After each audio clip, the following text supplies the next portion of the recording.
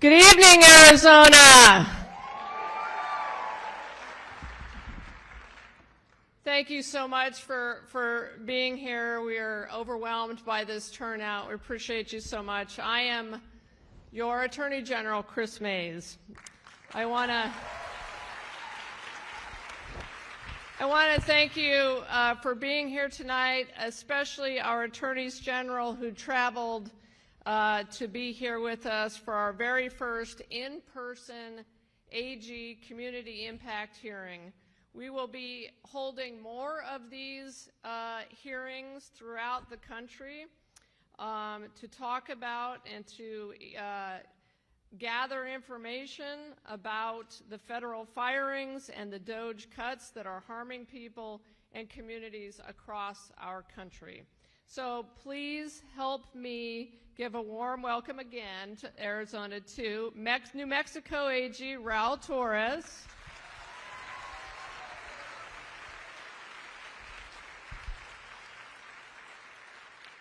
Oregon Attorney General Dan Rayfield,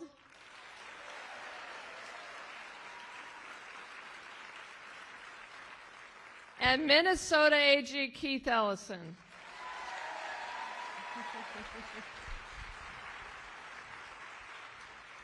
So listen, before we start, I know there are some people who don't agree with the stances that we as Attorney Generals have taken, and that is okay.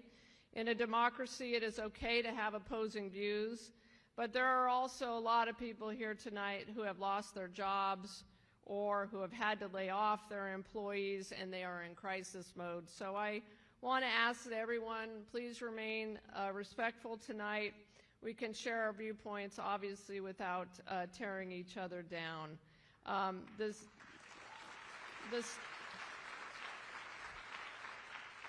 The stakes for many people in this room are deeply personal. This is not just a policy debate.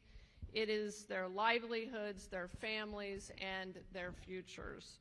So let's approach this conversation, and I know Arizonans will, with respect and empathy and a shared commitment to hearing each other out. Over the past several weeks, my office, along with attorneys general across the country, have filed a series of lawsuits against the Trump administration, not because we don't think that reform or efficiency are needed in federal government. I don't think there's a single American in this country who thinks the federal government is working exactly the way it should. But reform should be done lawfully. Lawfully.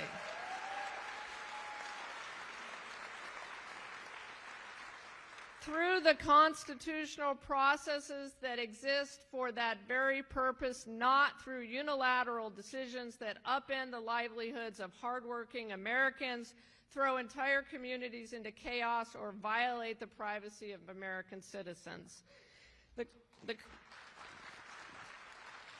The Constitution provides clear avenues for reforming the federal government. Congress, the people's representatives, is empowered to oversee and shape the federal agencies that serve this country. Changes to federal programs and funding must be made through the legislative process or other lawful means, not by executive overreach or backdoor maneuvers that disregard the rule of law. The lawsuits that we have filed aren't about resisting change. They are about ensuring that change happens the right way. Through legal and democratic processes, not through reckless unilateral actions that destroy the livelihoods of public servants and Americans with cruelty and chaos. And let us be clear. Chaos is not efficient. Slashing jobs, gutting essential services, and leaving communities scrambling to pick up the pieces is not efficiency, it is destruction.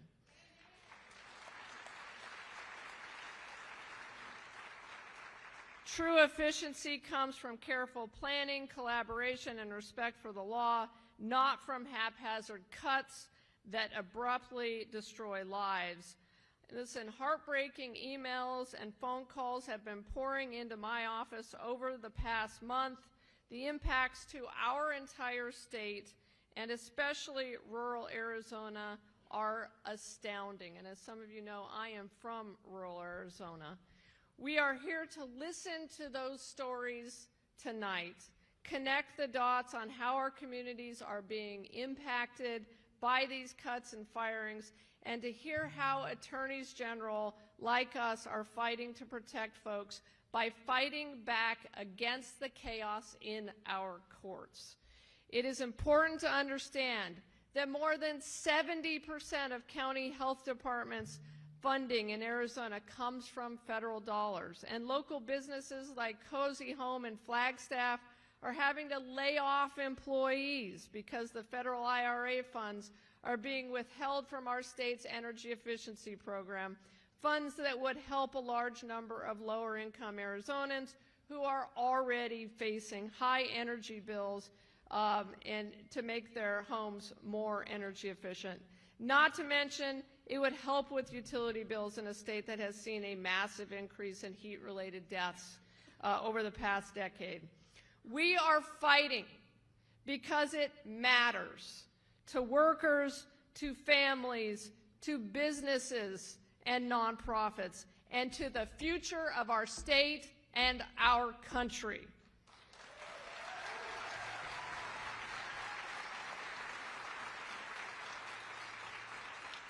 When the federal government and Congress abandoned its responsibilities, it falls to us to step up and defend the people that we serve. And that is why we're doing what we're doing. And I want to add, it also falls to all of you.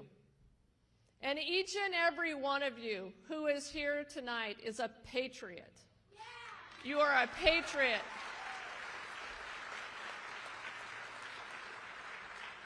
And I truly believe that once in a generation, Americans are called upon to sacrifice and to fight for our country and to fight for our future and the future of our kids. And that's what you are doing, and that's what your attorneys general are doing. And so let's get started.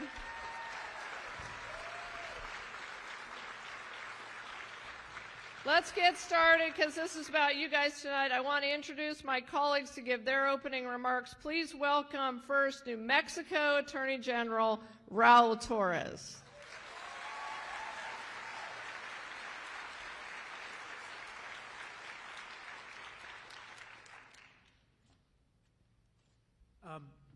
So I really want to just start by thanking your Attorney General for all of her leadership, all of her incredible hard work, and her commitment to you, to the state of Arizona, and to this country.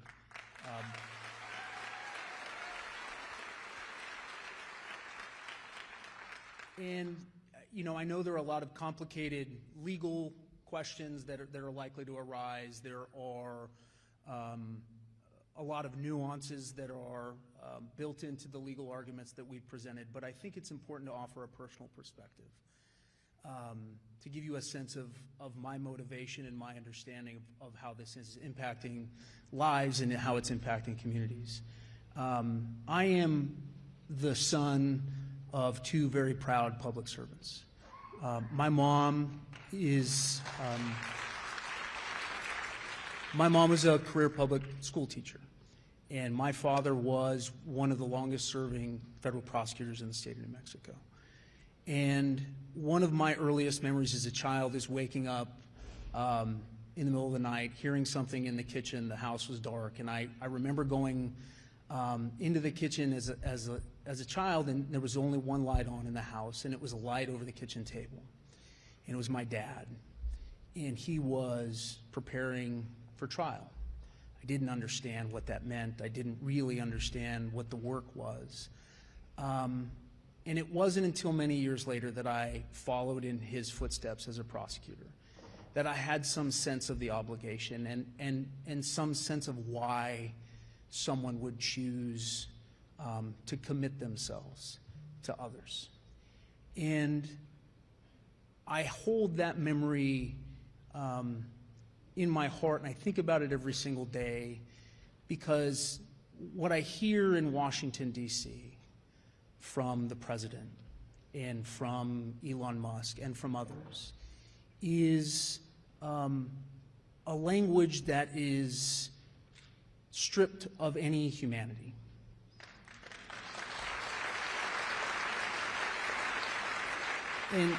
And stripped of any understanding of what truly makes America great. I was raised in the Catholic faith, but my civic faith is tied to my father's service to this country and to one of the things that he made a point of doing when he took me as a child to Washington, D.C. He took me to see the Supreme Court, where he showed me the inscription of equal justice under law, and he took me to the Lincoln Memorial. And he stood with me, and he and I read those words together. And I still believe that the core of what makes America great is our commitment to preserving a country and a government that is built and driven of the people, by the people, and for the people.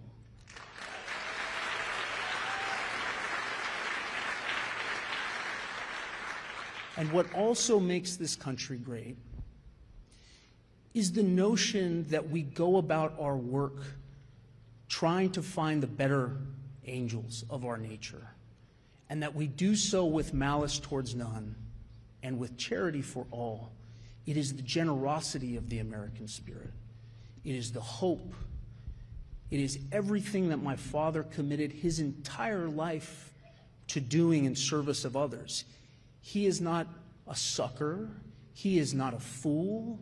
His service to his fellow man and to his country is profoundly meaningful. He was raised in a generation that was specifically called by their president to ask not what their country could do for them, but what they could do for their country. And when he went to work every single day to try and help people, to try and protect people, to try and lift people up and find justice in our courtrooms, he didn't ask anybody if they were a Republican, and he didn't ask anybody if they were a Democrat. He was an American serving others. That's what this country is about. And he is not alone in that. People that spend their lives trying to study diseases or look for cures for cancer or provide some pathway for veterans trying to recover. These are public servants. We don't ask them if they're Republicans or Democrats. We don't demean what they do. We don't degrade who they are. We respect the service. We respect the commitment, the shared commitment that we all have to one another.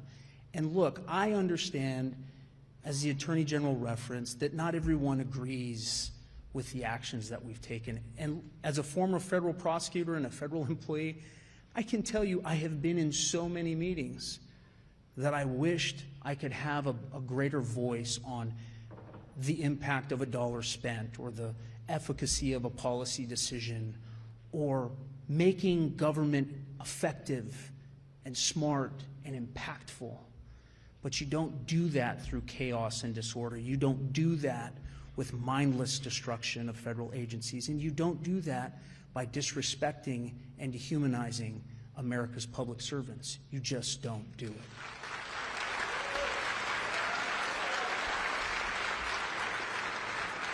So if you take nothing away from this tonight, and I'm sure that there are proud public servants here tonight, remember that these are our friends, these are our neighbors, these are our fellow Americans.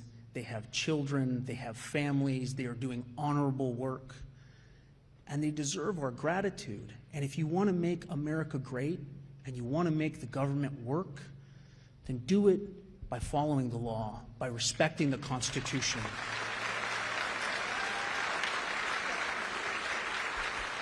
Do it in a way that brings all of us together and rediscover what makes this country truly exceptional.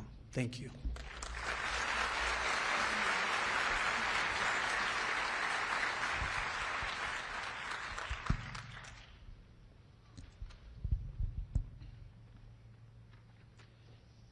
Well, thank you all for being here today. My name is Dan Rayfield, and I am from the state of Oregon. Go Ducks. I'm from Corvallis. I'm a Beaver fan up here, okay? Watch it. The Ducks went to the Big Ten, sir. That's a different hearing. Oh, my goodness. I can't believe you did that to me. Last night, as I came from Oregon, I was... not University of Oregon, but as I flew down, I was sitting in an airport, and what was incredibly important to me was to put my phone on and try and listen into what happened last night, the State of the Union. And I sat there and I listened. State of confusion is right. And as I sat there and listened, there was one thing that was absolutely missing from the president's comments last night, and that was the impact of the decisions that he and his administration are making that are having on all of our communities across this country.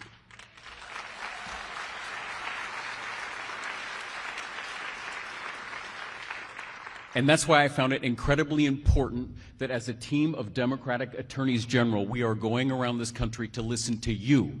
Because if the president is unwilling to listen to you and how these things are impacting our communities, our public services, there's public safety, we will do it for him, and we will travel this country to be able to listen to you. And that's why it was so important to be here today.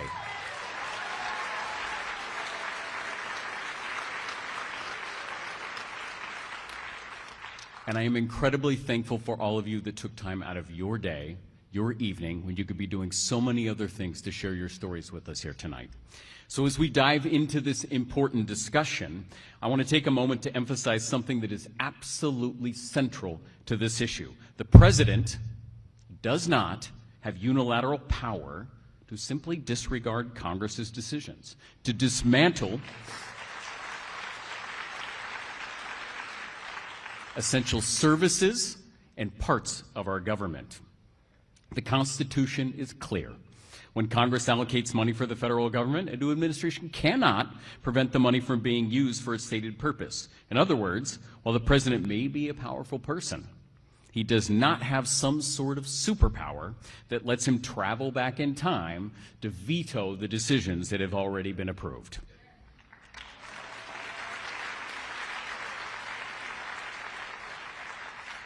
And that's the whole point here. If the president had worked with Congress to make budget cuts through legal, legislative process, we wouldn't be here today. But that's not what's happening. These moves by the administration are as legal as they are reckless. And as attorneys general, it is our duty to make sure that the law is followed and that our system of checks and balances is respected and that public servants are not unjustly removed from their positions because of political agendas.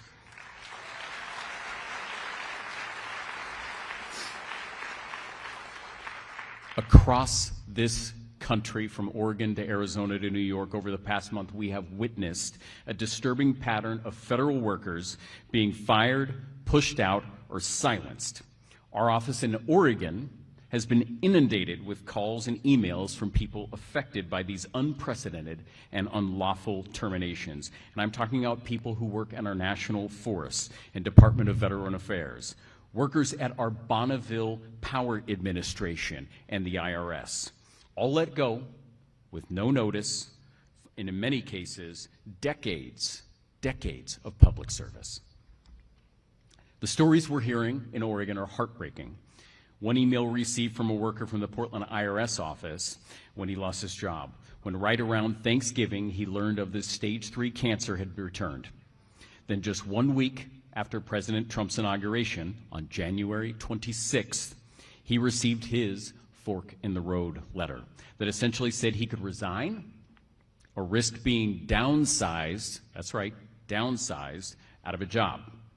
He chose to continue working and underwent his cancer surgery on February 3rd. 2 weeks later, while still recovering from this life-saving procedure, he was fired.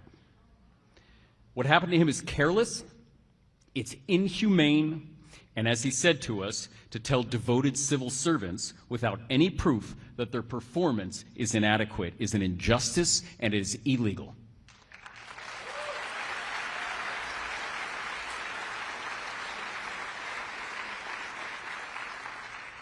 Another person who contacted us worked at the U.S. Geological Survey in Eugene, Oregon. I'm sorry, we're getting back to the ducks. She joined the USGS after earning her master's degree and spending years of service in the Peace Corps and AmeriCorps. She was working on efforts to improve communication in the aftermath of earthquakes and also assisting scientists researching bird flu, among other things. This job gave her a chance to continue a life of public service, and it also gave her the opportunity to purchase her first home. But she had to back out of escrow on February 14th when she was fired through some boilerplate letter received by thousands of federal employees. And she later lost a home, and we lost a dedicated public servant in the state of Oregon. These are just two of the countless stories, I imagine many stories that we will hear tonight that we've heard in the past few weeks. And what's behind this massive federal firings? A new federal department created without congressional approval and with apparently absolutely no oversight, no transparency, and no accountability, which is again why we are here tonight. All overseen by a president's wealthiest donor who is operating without any official government title. We have a system in place for 220 years that has relied on checks and balances. It's based on the principle that no branch of government is too powerful. Trump and Musk are trying to sidestep that and grant the executive branch unlimited power. They're taking money in Congress that has been approved for schools, medical research, for emergency assistance, public safety, and road construction projects, and they're wiping it out with the swoop of a pen. Thank you again for being here tonight. I am proud to be here representing the Oregonians, and I'm proud to be invited here by Attorney General Mayes.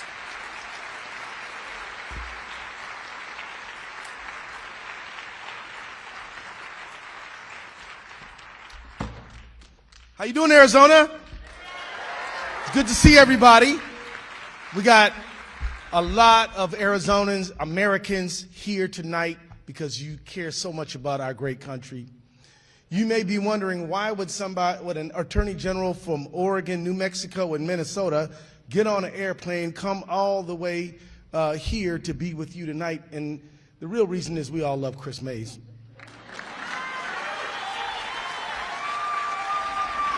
But friends, as much and as awesome as Kris is, the truth is we're all experiencing the same thing you are experiencing. And tonight is your night. We want to hear from you. I want to tell you, there's a quote from a guy named Abraham Lincoln. I don't know if you've ever heard of this dude, but Abraham Lincoln said, in this age, in this country, public sentiment is everything. With it, nothing can fail. Against it, nothing can succeed. Whoever molds public sentiment goes deeper than he who enacts statutes or pronounces judicial decisions. We believe the public doesn't like a lot of things that have been happening from Washington recently. And we believe that if you have a chance to tell your truth, to listen to your neighbors, you just might get up there on that microphone and tell your own story. You just might, get out there and reach out to somebody who lives in your building, lives on your block. That is so critically important. There's an African proverb that says, when the strong person walks in the room, all backs straighten. And you know what it means? It means that we all can get courage from each other. We all can get courage because, quite honestly, who here has been a little nervous about some of the stuff they've seen happening? Right. So it's good for us to be together. It's good for us to hear from each other. And it's good for us to know that we all are committed to making sure that we are a nation of laws and not men, and that we are going to make sure that this country's promise is delivered on through a democratic electoral process, not just some guy who issues executive orders as he feels like it on one given day. I'm just going to I'm going to wrap up right now because I want to hear from you. Look, we have filed a bunch of lawsuits. Birthright citizenship. We froze the freeze. You know, we're saying that the appointments clause of the Constitution is being violated by having this unelected oligarch just rummaging through our government. We have filed the lawsuits and we haven't lost yet, folks. But as I said, the saving America will not be won in a courtroom. It'll be won in the court of public opinion. It'll be won by you. Let's have a great night.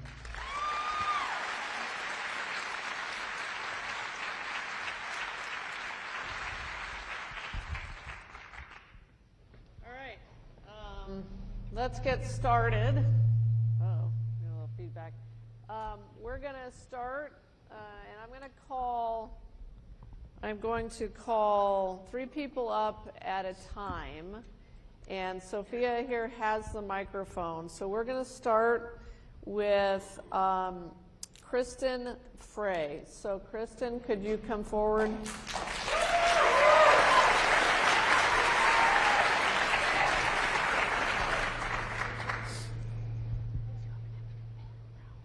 Karen Potter and Sandy Bear, if you want to come line up too, that'd be great. Oh, sorry. Yeah, Karen Potter and then Sandy Barr after. I'm already not doing my job. Are you guys ready?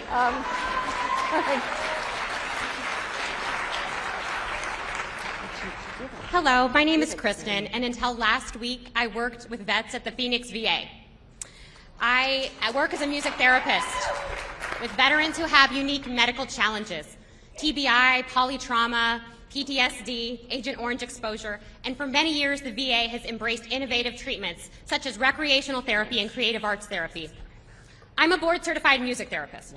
I use music all over the VA, with veterans in inpatient and outpatient settings, the hospital, hospice, substance use disorders, and long-term care. I use music to treat pain, depression, anxiety, learn new coping skills, and help veterans adapt to civilian life. It was my dream job, and it was something that I worked over 20 years to achieve. I was heartbroken to receive an email on Monday, February 24th, that said I was terminated immediately. That meant that not only could veterans no longer access the services I provided, but I could not follow my own code of ethics, providing termination services to the veterans. Normally, when you end music therapy, you're supposed to give them recommendations, give them suggestions, encourage them to set their own goals to interact with music on their own. But these veterans, some of whom are very fragile, were unable to have that closure, which puts them at risk for depression, anxiety, or even suicidal ideation. My supervisor and her chain of command had no knowledge of this email. It came straight from Washington, D.C. and DOGE. 2 of my colleagues were also fired that day, all probationary staff. This has strained the entire department. Since we've been fired, the Phoenix VA has had to cancel a number of music therapy and recreation therapy groups. We're unable to meet staffing ratios in the community living center, and we're unable to provide programming as required by Medicare guidelines. A couple examples. 1 staff member was removed from a position with homebound veterans. 1 staff member was moved from a national position with the wheelchair games. Inpatient recreational therapy programming has been reduced. Palliative music therapy in the infusion clinic with veterans who have cancer has been canceled. A virtual music therapy group, something I started to address the needs of homebound veterans, that has been canceled. A number of other programming has been canceled as well on a one-to-one basis. Hopefully it will return, like therapeutic guitar, a music ensemble, and other programs. In total, last week, 84 veterans did not get to go to their music or recreation therapy appointments. 84. These senseless cuts are hurting real people. It's shameful that we aren't supporting the women and men who volunteer to serve in the military, and it's shameful that we are not providing the care they deserve. Thank you for your support. Thank you.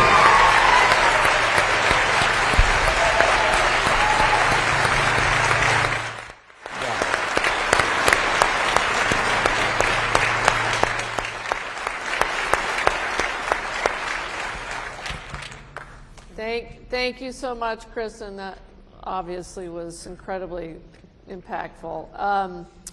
Next up, we have Karen Potter from SWEEP. Karen? Thank you all so much. Good evening, and thank you for being here tonight. My name is Karen Potter. I'm a proud Arizona native, a new mom, and the wife of a dedicated firefighter. I've also served currently as the Arizona representative for the Southwest Energy Efficiency Project, or SWEEP, a nonprofit dedicated to helping everyday Arizonans save money on their utility bills while building a stronger state economy through the hard work of energy efficiency. So tonight, I'm here to talk about why that matters and why the devastating impact of these federal freezes are already having on customers every day. Since the COVID-19 pandemic, Arizonans have watched their cost of living skyrocket, especially their utility bills. So maybe just for a moment, let's just do a very short poll. Raise your hand if you feel that your energy bills have gone up in the last 5 years. I think that speaks for itself. So one of the most effective ways we can ease this burden is through energy efficiency. It is more than just a cost-saving measure. It is a powerful tool for improving our daily lives.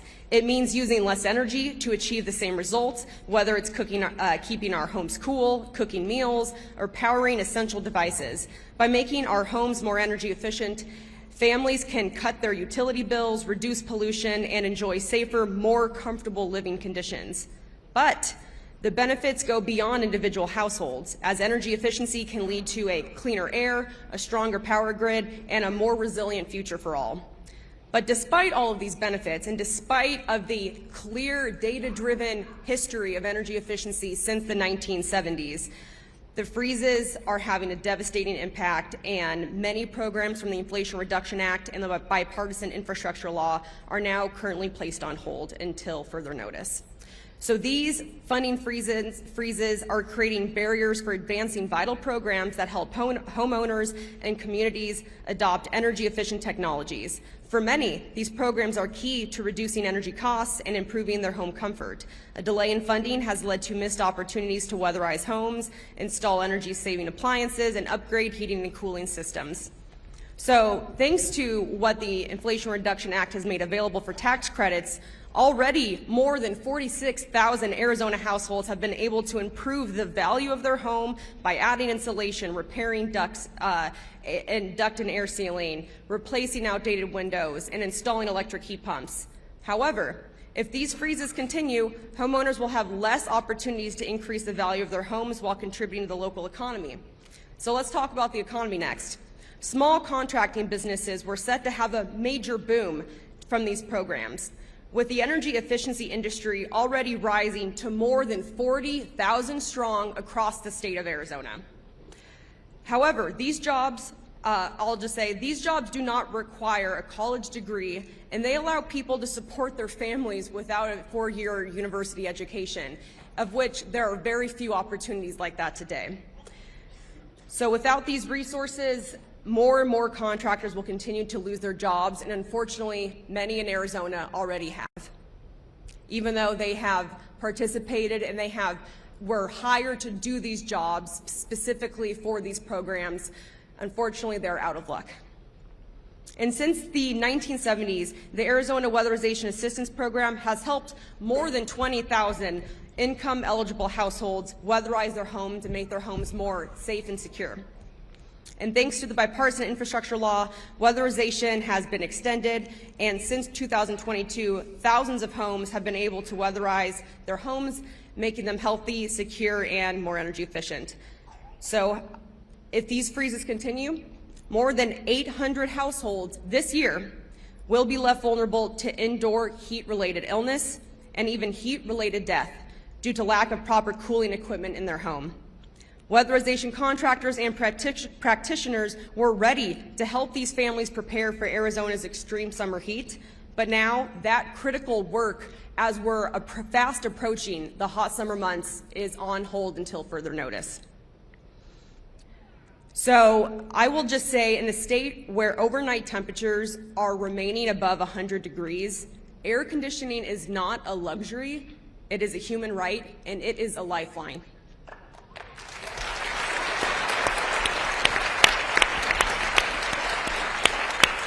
So I will just wrap up today saying that we are so grateful for all of your support and for listening to the stories today.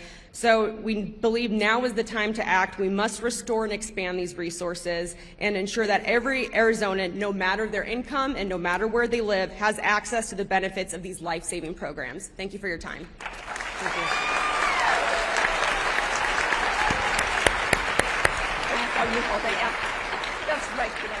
All right, before Sandy starts, we're going to have next up Jessica Leach, and then Dr. Jill Gibson and Dr. Steve Brown. Go ahead, Sandy. Good evening. My name is Sandy Barr. I use she, her pronouns, and I'm the director for Sierra Club's Grand Canyon chapter, which is the Arizona chapter. I've lived in Arizona most of my life. I love Arizona. I love the lands. I love the people. I wanted to thank you all for being here for Arizonans and for people across the United States, and for pushing back on this harmful agenda that has resulted in the thoughtless firing of thousands of people, including those who care for our public lands. And I want to really focus in on this because Arizona is really blessed. We have 28 million acres of public lands in our state. 3 national parks, Grand Canyon, Saguaro, and Petrified Forest, as well as places like the Superstition Wilderness, that's part of the Tonto National Forest. Sonoran Desert National Monument, that is Bureau of Land Management lands. These places provide extensive opportunities for recreation. They provide key wildlife habitat and corridors and habitat for plants, and some of these are found no place else on the planet. Public lands provide us with clean water and clean air, and Arizonans love and enjoy our public lands. And I also want to, in recognizing these lands, recognize that they're all indigenous lands, and we need to keep that in mind.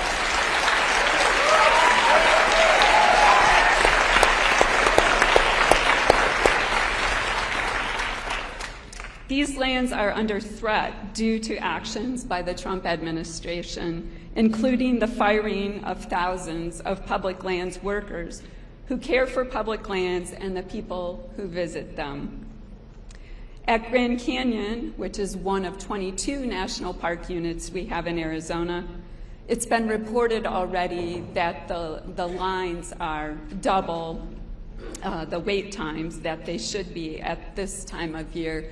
And we know that there have been more than 1,000 National Park Service employees that have been fired without cause, really. And down south at Saguaro National Park, they are closing the visitor center on certain days, and that means people don't have access to important information that can help them enjoy the lands, but also be safer on the public lands. And that's another thing I want to mention is for the national forests, which I think have probably gotten the biggest hit as far as losing employees. There are a lot of people that are, providing information about trail conditions, and that helps keep people safe and informed about what's going on. They do restoration. And for those of us who like to be out hiking and camping on our public lands, they provide important services. That also means fewer people out there protecting cultural and natural resources. And we saw some of those suffer during COVID when there were fewer people available to help out with that. I want to mention I'm not the only one that loves our public lands. There was a recent poll that found that Arizonans unanimously view national parks and natural beauty as essential to our state's identity and way of life.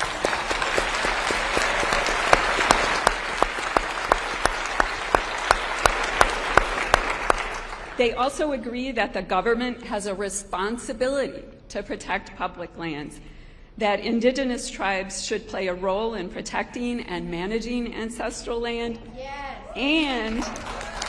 They credit public lands with guaranteeing outdoor recreation. So protection of these lands is important culturally and, recreationally and ecologically, but it's also really important economically. And I wanted to add that as well. These actions that are being taken by this administration are not just unwise relative to our enjoyment and access to the land, they harm our economy. Outdoor recreation generates billions of dollars for the Arizona economy. And in 2023, there were 4.7 million visitors to Grand Canyon National Park alone. They spent $768 million in nearby communities that supported more than 10,000 jobs and $350 million in labor income and about $1 billion in economic output. So these lands are important to our economy. Again, I'm just going to wrap up and I'm just going to say thank you for being strong, for supporting the lands, for supporting the people, and also for supporting the laws that are supposed to protect both. Thank you. Thank you.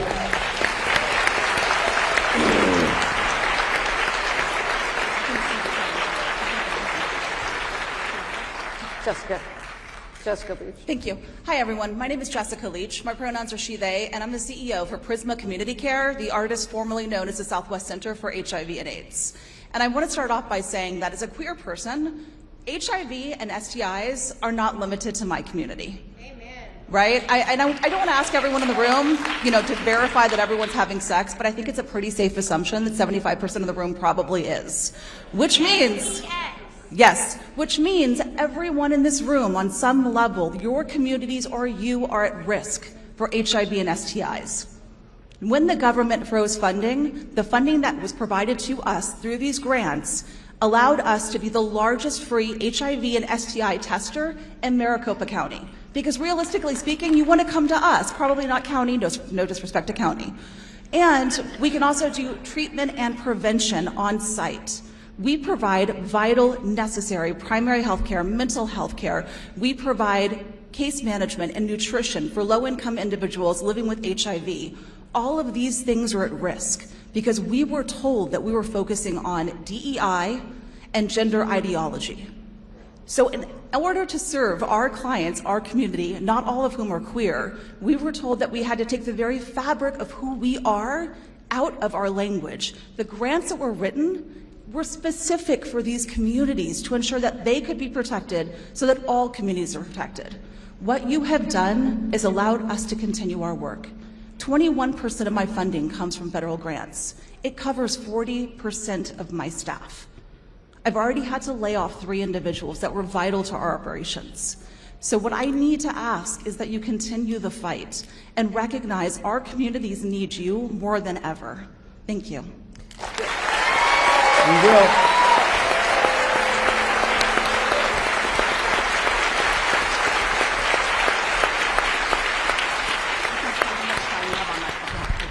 Thank you, Jessica. Next up, we have Dr. Joe Gibson. Dr. Joe Gibson. Good evening. I am speaking to you tonight as a physician who has dedicated my life and career to caring for patients seeking sexual and reproductive health care. I am trained as an obstetrician gynecologist, and I am doubly board certified in obstetrician gynecology and complex family planning. In addition to delivering babies and performing gynecologic surgery, I performed abortions for the past 15 years.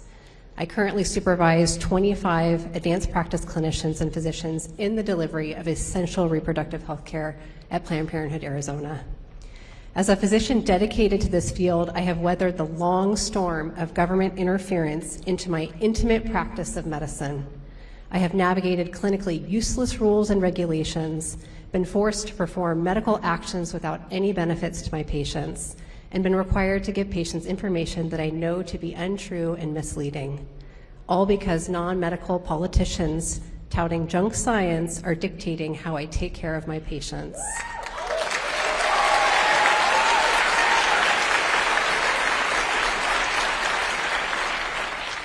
I have been restricted in this state from providing life-saving abortion care. I continue to have my practice heavily regulated.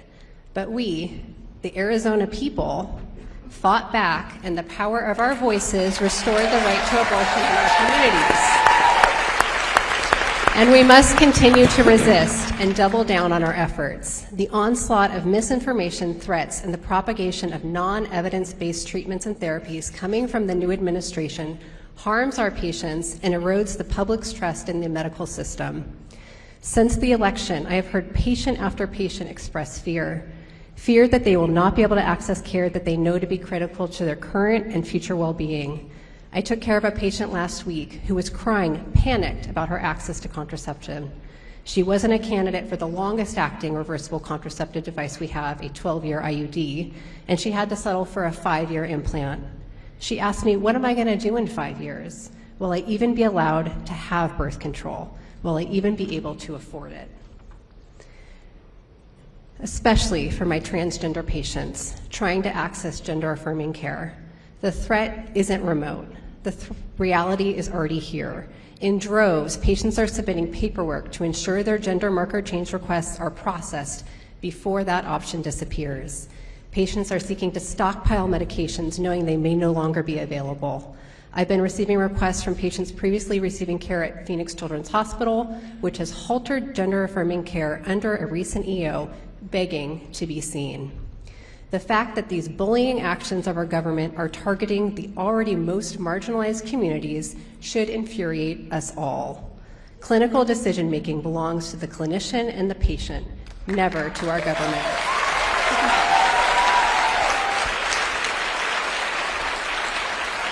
The threats to our immigrant community and the deterrent effect they pose is also particularly heartbreaking. Patients will not seek care when they fear that their health and personal data may be accessed by those who are seeking to deport them. I am thinking of an immigrant patient from South America, a person who is a mom trying to take care of her children, who was violated multiple times making her way to the United States. She needed an abortion as a result of her rapes.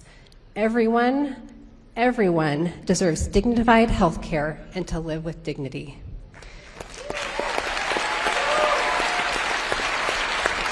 To wrap up, I, like so many other physicians, have worked my entire adult life reading, studying, analyzing, and doing direct training to be equipped with the immense privilege of providing health care. Imagine my dismay when I, along with so many colleagues, was forced to hastily download clinical guidelines and literature from the CDC website before these trusted resources were removed. These are guidelines that help physicians navigate different medical conditions to find the most appropriate birth control method. These guidelines provide treatment algorithms for STIs. How are literal facts being canceled? Why is evidence-based literature being censored? What a disgrace to have the knowledge and the training and the skills to improve the health and lives of our communities and to not be able to do so at the direction of politicians. The medical community cannot tolerate this unacceptable interference. Our patients' lives depend on our resistance. Thank you.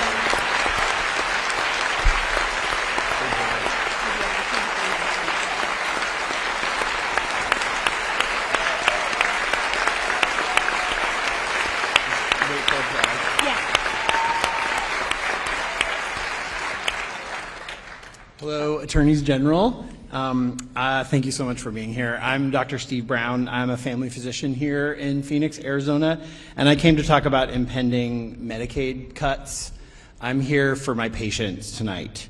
Currently, over 2 million Arizonans are covered by Medicaid, including over 750,000 kids aged 0 to 17. The federal budget cuts could take coverage from 550,000 of the most vulnerable Arizonans.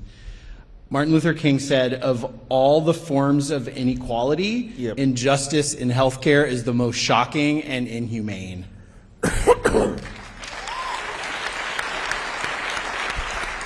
I take care of people from age day 1 to age 100, and 1/3 of my patients are covered by Medicaid, which we call access here in Arizona. Losing coverage for many Arizonans will make our state less healthy. It'll put our rural and safety net hospitals at risk, like the Attorney General said earlier. I could tell you dozens of stories, but I'm just going to choose 2 to tell you tonight.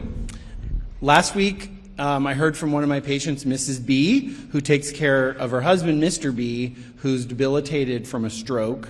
He's also my patient. I share this story with their permission. Mrs. B has breast cancer, which has metastasized to her bones. It's still treatable, but recently she had to tell me that she lost her access insurance and will have to put her cancer treatment on hold. Obviously, that adds to her stress to deal with all the insurance issues. And so how many similar stories would there be like this if we took healthcare away from more people? And now I'll tell you a success story. Last week I saw a newborn baby, 3 days old, with her mom and dad, who were both first-time parents. The baby was having trouble gaining weight in the first few days, and I was worried. So I talked to the mom and dad, and we came up with a plan, including following up in 2 days. And they came back in later. The baby had gained weight. She did great. The parents were absolutely beaming. But I wondered what would happen if that baby didn't have the insurance coverage to be seen by a family physician at a vulnerable time in her life. So I really appreciate you being here, listening to these stories, putting names and faces and voices to all these amazing people that are here to call attention to the unjust and inhumane action, including changes that will strip away health care from people that need it most. Thank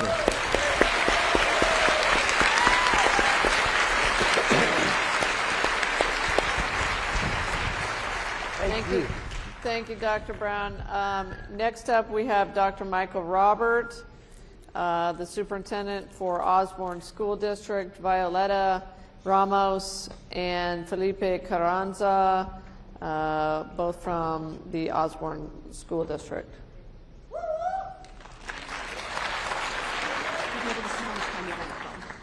Good evening. I'm Michael Robert, Superintendent of the Osborne School District, one of the elementary feeder school districts into Phoenix Union, and you guys are all seated right now within the Osborne School District. So I'm also here to talk about the teacher and school leader incentive program, which is something that we're involved in. We were involved in it until a couple weeks ago. The goal of this grant was clear: to ensure that every student, regardless of their background or zip code, had access to excellent education. For us in Osborne, it means something profound: putting our students first. One of the key elements of this grant is the role of master teachers, instructional coaches who work with teachers to provide weekly professional development, classroom observations, and provide critical feedback.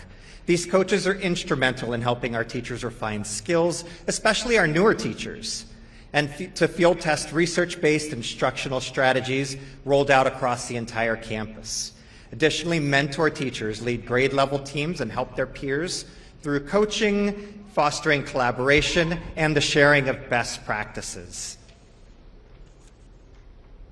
Our school, in this grant, we get about $3 million over 3 years, so $1 million annually for this grant. These funds help support salaries, benefits, additional duties for teachers, and leadership coaching. And a large portion of the funding, almost $500,000, goes towards performance-based compensation, which is tied to teacher performance, student success.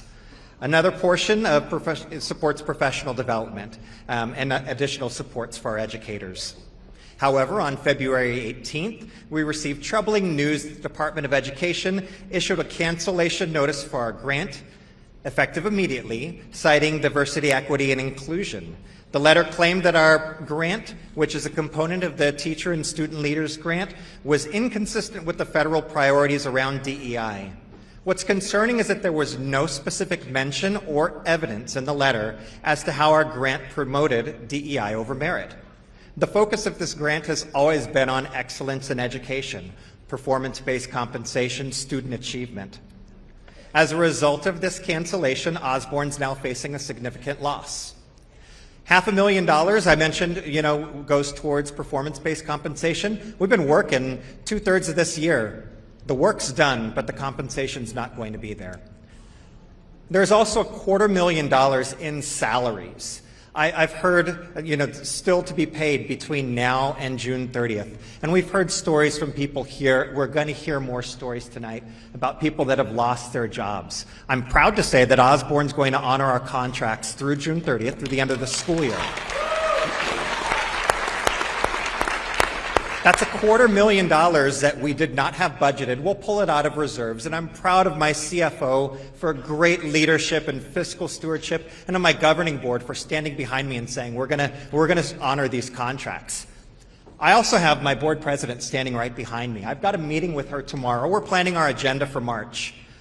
Unfortunately, because of this grant cancellation 18 months before expected, one of the things I have to talk to her about tomorrow is putting on the agenda for our upcoming March meeting, a reduction in force, a reduction in teachers, in school leaders, in teacher leaders on our campuses. I'm proud of our teachers, and I'm deeply saddened by having to have that conversation. I was just in DC last week to watch one of our school leadership teams presenting nationally to their peers about the excellence that we've been able to attain in Osborne, yet I had some of those same people on a Zoom call with me yesterday to tell them about this impending RIF. It breaks my heart for our community.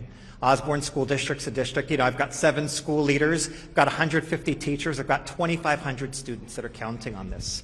I used that time in DC to reach out and visit representative senators across the aisle, both chambers, both sides of the aisle, to remind them that their authority is being usurped. They allocated these funds, and you guys are standing up for process. Please continue to do that. I'm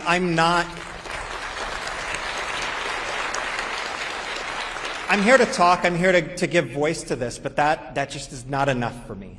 I'm also seeking reversal of improper cancellation of grants. So I've got 2 other members from my district who are going to be able to talk about that impact directly and on the families and on our kids. So thank you guys for being in support of communities and children. Great job. Hi everyone, my name is Violeta Ramos and I am a proud product of the public education system. I'm the proud daughter of 2 immigrants and I was born and raised here in Phoenix, Arizona. I am the board president of the Osborne School District, and I have 2 other board members who are standing behind me, Rhiannon Ford and Leanne Greenberg, and we all agree, we have 2 others, they just couldn't be here. We're all here because we want to represent our teachers and what we are losing in our community. So as elected officials, we are elected by our community to serve them, and unfortunately through these unjust cuts, we are now breaking that promise that we made to our community. That promise that we are breaking affects everyone in our community, our teachers, the parents that trust us, but most importantly, the students who are our future. It is unfair that this power grab is simply using the keywords to cut important grants that will be leaving important members of our community that help us grow without the stability of a position. As you mentioned earlier, things need to be done the legal way and not by usurping or canceling our authority. Thank you for listening to us and for advocating and fighting so that as board members here, we can keep our promise to our community.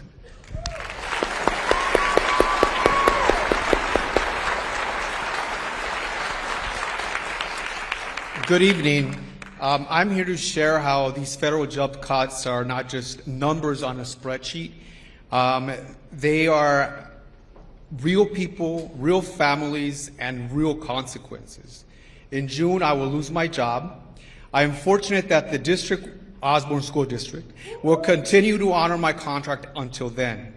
As a father of a 3-year-old, this isn't just about my career, it's about my child's well-being right now. I'm struggling to keep up with the $800 a month tuition for preschool that ensures that she has a safe and stable learning environment. Without my job, I don't know how I will afford to keep her in preschool. She is at the preschool where she's at now. I have dedicated my career to education. That is 25 years of my life. My aim as a teacher, as a principal, and as a director has always been to support students and to strengthen our communities. But now I find myself facing uncertainties, wondering how I provide for my own family. The stress of this situation isn't just financial, it's emotional too. It's the fear of not knowing what comes next or having to make impossible choices between my daughter's education and basic needs. And don't get me started on immigration. As the proud son of immigrant parents, my parents fled their home not because they wanted to, but because, as my mom says, we were mice living in the mouth of a serpent. I echo, yes, she said that. I echo what you're hearing tonight. Families across Arizona and across the country are being forced into instability because of these job cuts and funding freezes. The decisions are not abstract policy shifts. They are life-changing disruptions that affect our children's future. I urge you to continue to recognize the human impact that these actions have. Stability for families like mine should not be a luxury. It should be a priority. Thank you for listening. Thank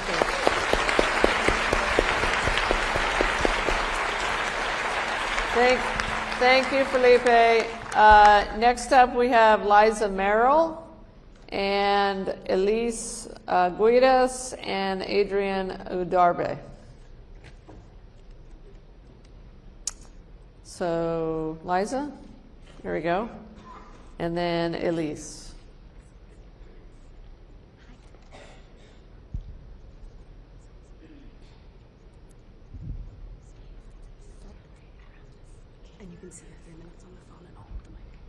Thank you. Good evening. My name is Lisa Merrill. I have been a certified marketplace navigator for over 8 years. I serve individuals and families throughout the state of Arizona apply for Medicaid, SNAP, and marketplace health insurance, which are all federally funded. Some data from 2024. 2 million Arizonans rely on Medicaid and CHIP, with the federal government covering over 80% of the $22.2 billion that it cost. Almost 340,000 Arizonans were enrolled in the marketplace, 90% of whom rely on federal subsidy that helps pay for their premium. Arizona has almost 1.5 million residents who are Medicare beneficiaries, which is a lifeline program for the elderly and people with disabilities. By the way, 46% of births in Arizona were financed by Medicaid. I recently assisted a couple who had been working at labor-intensive, low-paying jobs when the wife was diagnosed with lung and uterine cancer. Her husband had to quit his job to care for her. She is in constant pain and has just started chemo and relies on Medicaid to pay for her treatments. She still greets me with the most beautiful smile. Some of the families I serve have special needs children, are single parents, or are taking care of elderly parents. One of the hardest things to do is to tell an elder that her Social Security income is $20 over the Medicare income limit. Her income barely covers the rent, let alone food. So we try to find other resources, but even those are quickly becoming scarce. We've assisted families who sought asylum after helping the U.S. government fight wars in their lands. They were interpreters, lawyers, and doctors. It was too dangerous for them to stay in their countries, so we gave them safe harbor. Federally funded programs gave these individuals and families a chance to rebuild their lives on this continent. Medicare, Medicaid, and SNAP are among the social services Congress and DOGE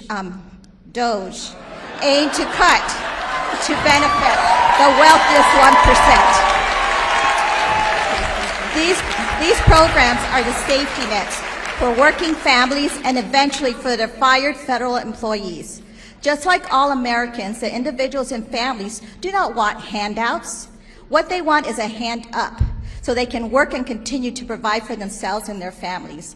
They want to be able to eat, have a safe place to live, and have access to equitable and affordable health care. These are some of the basic needs that everyone should have, and not just a chosen few. Isn't this what the American dream is all about? AGs Mayes, Torrez, Elson, and Rayfield, we, the people of Arizona, ask that y'all stop the calculated, cruel, and intentional dismantling of the programs that support and assist the most vulnerable members of our communities. We are here to speak because people have been suffering. People will needlessly die. We need your help. Thank you.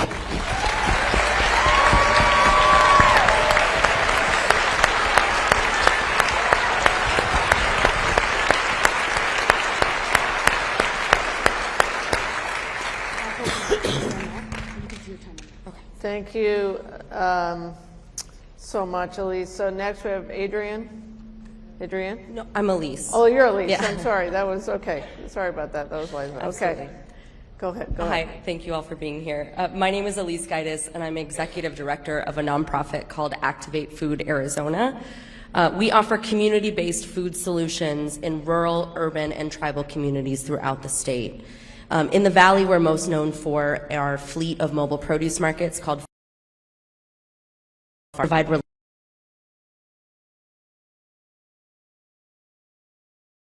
in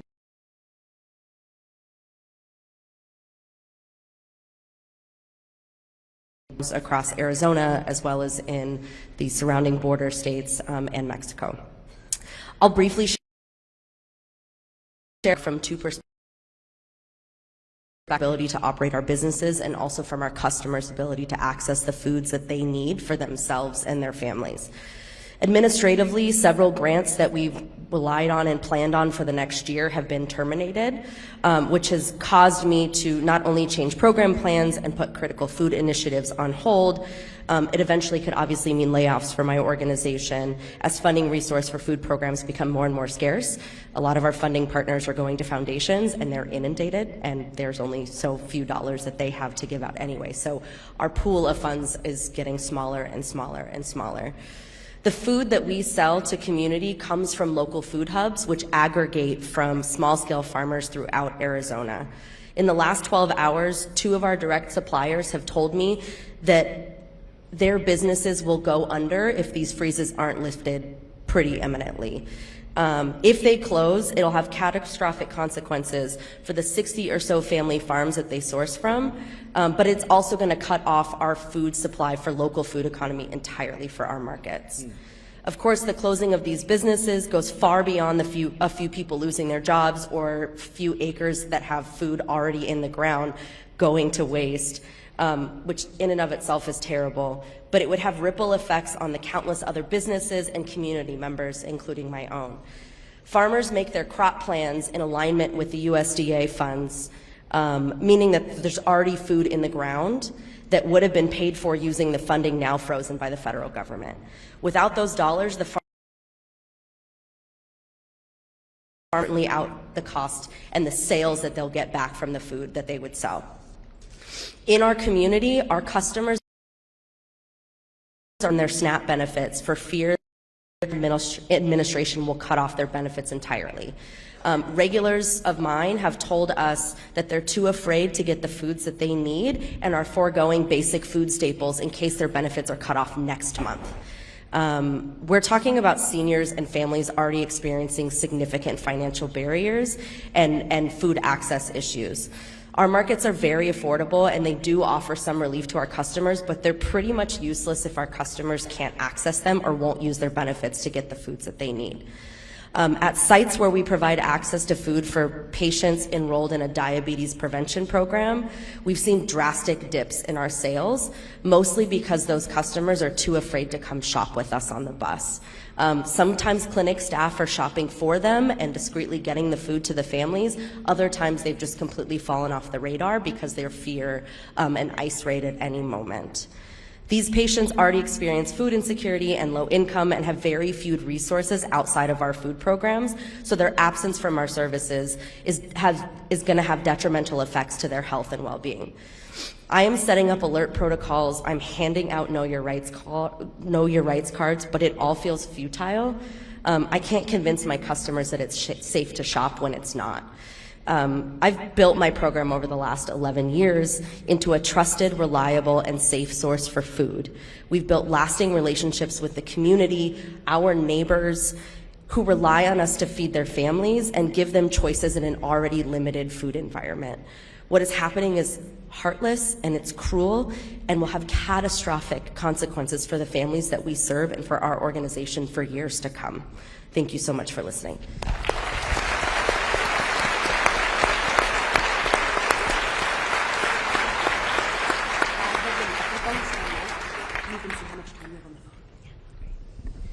Hi, Attorneys Generals. My name is Adrienne Udarby. I'm the Executive Director of Pinnacle Prevention. We are a statewide nonprofit here in Arizona with a huge aspect of our mission dedicated to cultivating a just food system. I am so fortunate to work with partners like Elise, farmers, food insecure folks all across Arizona to make sure that our farmers are getting the good food that they grow to the folks that need it the most. These programs that have been most deeply impacted by the federal funding freeze not only exist and have been hurt here in Arizona, but in each of your states too. We have about 50% of our federal funds that are currently frozen coming from USDA. The last direction that we were given was that they will not be reimbursing for any services beyond January 19th. So we have farmers that have put out those dollars that work on contracts that are for reimbursement, that were promised that they were going to get infrastructure dollars and funding to help them prolong and expand their growing season here in Arizona, which is critical amid our heat and our different climate crises, and they have not been reimbursed and have no type of date in sight as to when that will happen as well too. These programs not only help to generate revenue for farmers, but they also are ensuring that folks who are the most food insecure get access to those good foods. And so for every month that passes, we are out $500,000 in revenue to our farmers. That's also $500,000 in food that goes back to community members as well too. I have been fielding numerous calls from farmers that are operating in the red and are this close to having to close down their farm businesses. This funding freeze not only impacts those that are participating in federal food assistance programs, but all of us, because food is a fundamental human right, and we need to eat every single day to survive. And if we don't have a robust local food system that's here to support us and help us, it impacts us all, and we're all going to be feeling it when we go to pay for our food and rising food costs. We already are today. So I'm begging you to help keep our food and farming businesses open and alive and thriving so that we can continue to support folks like Elise, all of our farmers, and all of our food insecure Arizonans. Adrienne, can I just ask a follow-up question? So what you and Elise were saying is, it sounds like USDA is still not sending you the money, so we've seen this in other areas, it sounds like they are violating the TRO that we won. This is important information. We've had to go back into court twice now, I guess, guys, to get what's called a motion to compel. The farmers are still not being Correct. I have 4 pages worth of all the programs that are not getting their funding here. I'm keeping it brief up here, but yes, effective January 19th, we have not received any funding and have not given any days as to when we can see that funding come back. Okay, thank you. Appreciate that. Very important. Okay.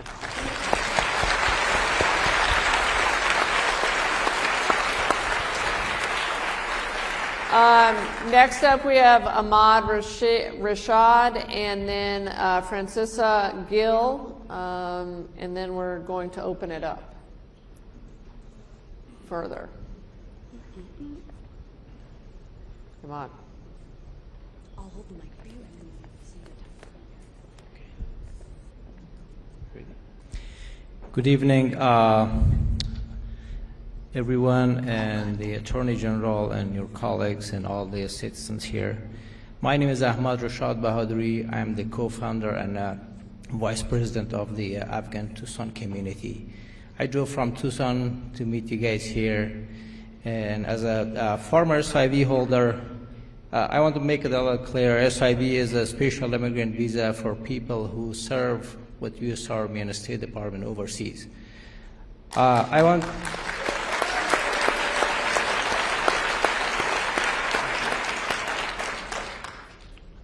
want to speak for many who are at risk because they supported the U.S. in Afghanistan. These individuals put their lives in line for our mission, and now turning our back on them puts them and their families in danger. They are being targeted for their affiliation with the U.S., and we must honor the promise we made to them.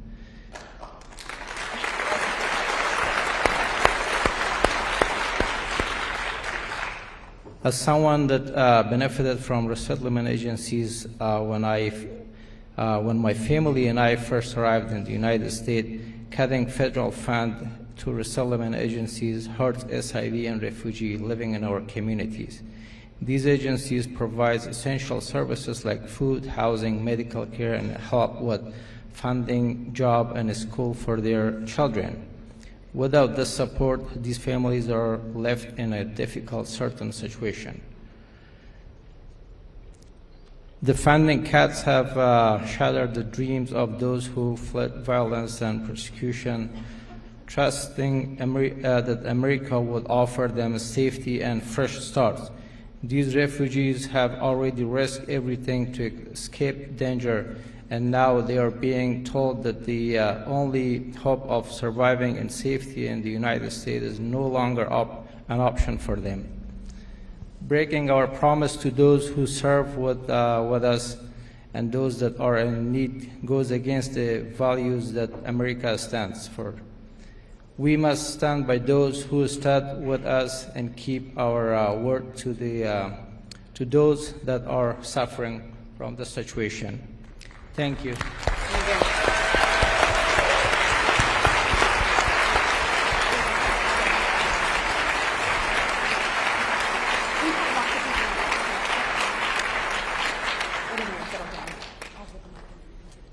Good evening, everyone. My name is Francisca Gill. I am the Refugee and Immigration Services Community Integration Program Manager at Lutheran Social Services.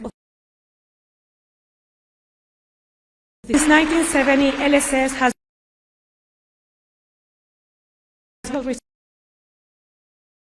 rebuilt their life with this program assists those fleeing war, violence, and persecution from countries such as Sudan, Afghanistan, Syria, Burundi, Democratic Republic of Congo, and others. These families arrive in the U.S. after years of suffering, having survived conflict, displacement, and refugee camps, only to now face yet another crisis in Arizona. The recent stop work order and freeze on foreign aid have created a domestic humanitarian crisis, leaving newly arrived refugees in an alarming state of uncertainty. The executive order and the immediate stop work for refugee resettlement agencies across the state of Arizona, cutting off critical reception and placement funding, leaving recent refugees' arrivals in the U.S. without the safety net they were promised of critical services for their integration and support into self-sufficiency in our state. Now they are facing lack of access of medical care, employment support, and the list goes on. There are 4 resettlement agencies offices in Phoenix and 3 in Tucson. We are all being impacted in similar ways, with loss of resources, staff, talent, expertise, and experiences. Our organization is also a recipient and a sub-recipient of federal grants through our national partners, Global Refuge and EMM. LSS has still not received already rendered and under a contract that is supposed to guarantee payment. Fair communities, which include medically fragile refugees. We are all $1,513,000 through our national partners. The impact this lack of reimbursement has had cannot be understated. We had to let off 48 staff members and have impacted negatively our refugee clients in self-sufficiency in Arizona. LSS is both contractually and morally obligated to continue supporting those who have already suffered so much but cannot continue to do so without being paid for services.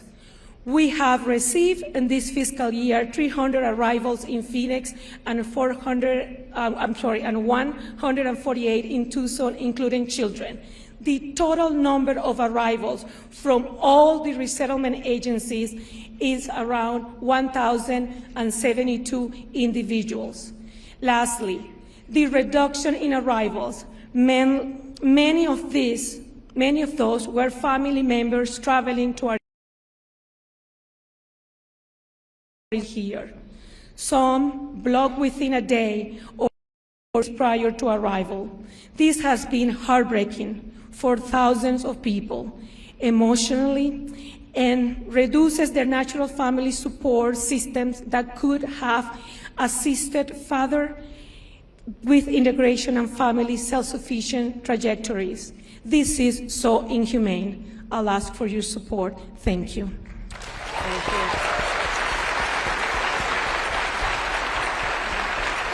Thank you, Francisca.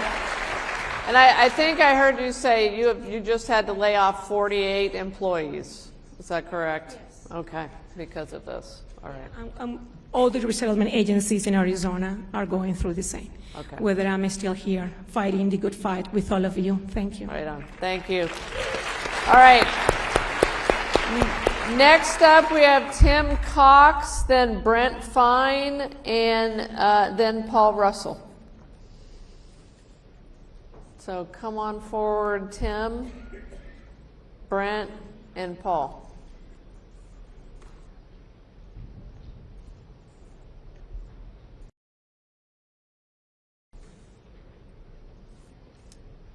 Okay. I'll hold the microphone and you can see the time. Try and stick to the minutes. Yeah. Nope, right here, right on the X. Okay. All right. My name is Tim Cox, and I work for the Office of Federal Contract Compliance Programs, which is a small civil rights agency in the United States Department of Labor. We enforce EEO and non-discrimination laws over federal contractors. We not only investigate the compliance of federal contractors' obligations, we investigate discrimination complaints, and we also help federal contractors conduct outreach in order to recruit qualified applicants. This past year, I spent a lot of time with community-based organizations and trade schools trying to pipeline people into CHIPS Act money that was going to happen this year. This is our restructuring plan, which leaked to the Washington Post recently. OFCCP is to be cut by 90%, which will close 50 field offices and eliminate 429 jobs. So I am currently waiting for a RIF notice. And this is from Project 2025's Mandate for Leadership. This is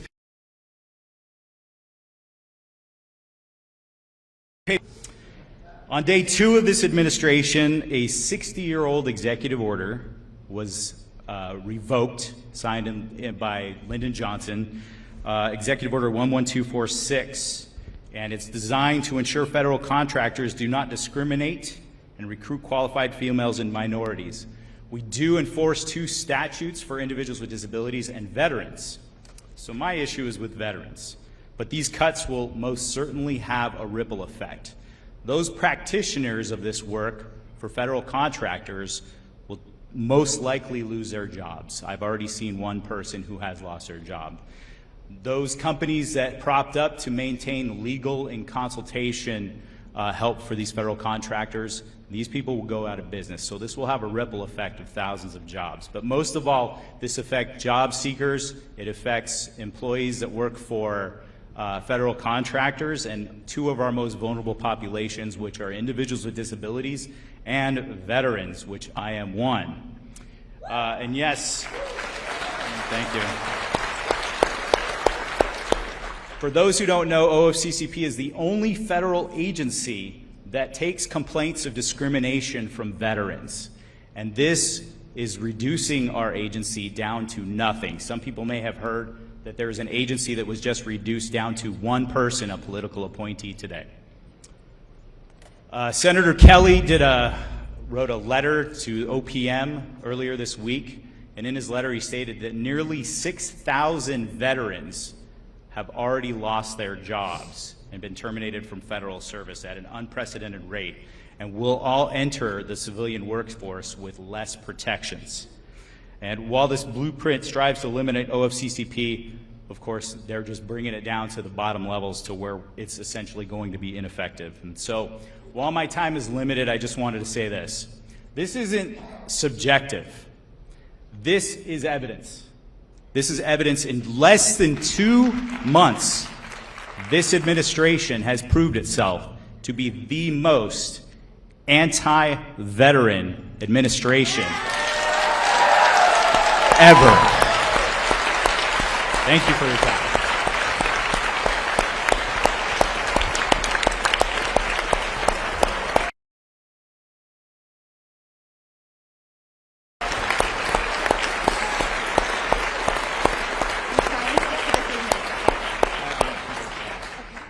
This won't take long. My name is Brent Fine. I worked for Kris Mayes 20-some-odd years ago, and one of the projects I worked on was called Efficiency Review. We were tasked with looking at all the agencies to find where we could save money. But we never went into it thinking we have all these stated objectives in advance. We wanted to find savings. I think we ended up finding about $300 million, but it took us 6-9 months to do it.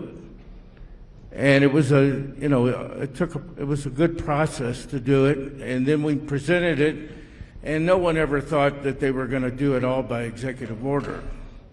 It was all meant to plan for the budget, make some changes.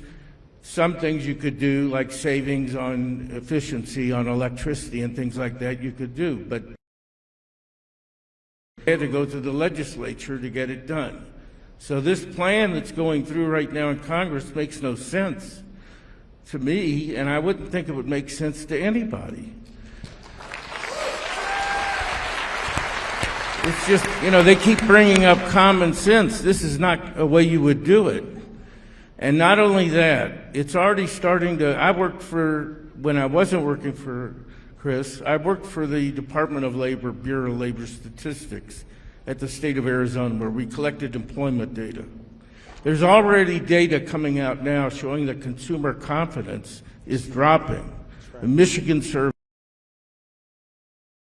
came out. An ADP survey came out today that showed only 75,000 jobs were created in February, and that doesn't affect government jobs. That survey doesn't. So my guess is it'll probably be even greater.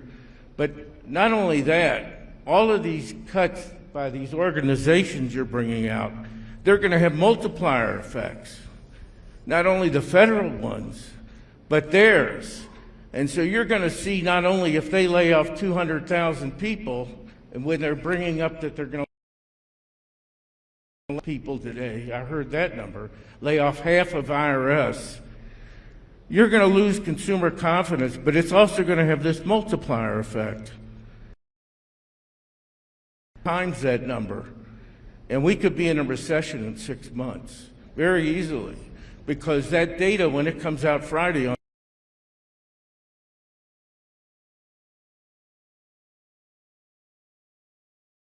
have a cascading effect. So it doesn't take a lot to go into a recession. And then government money will go down, the federal and why would you be getting rid of half of IRS during tax time? It makes no sense. So none of it makes sense, but I don't know, I think when it finally, the economics starts hitting everybody, because everybody is going to be affected by this. Not just the people lose their jobs. The retirees, they have pension funds.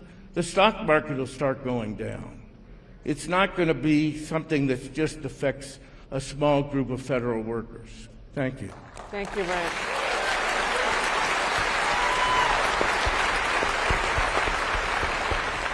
Again, thank you for this opportunity.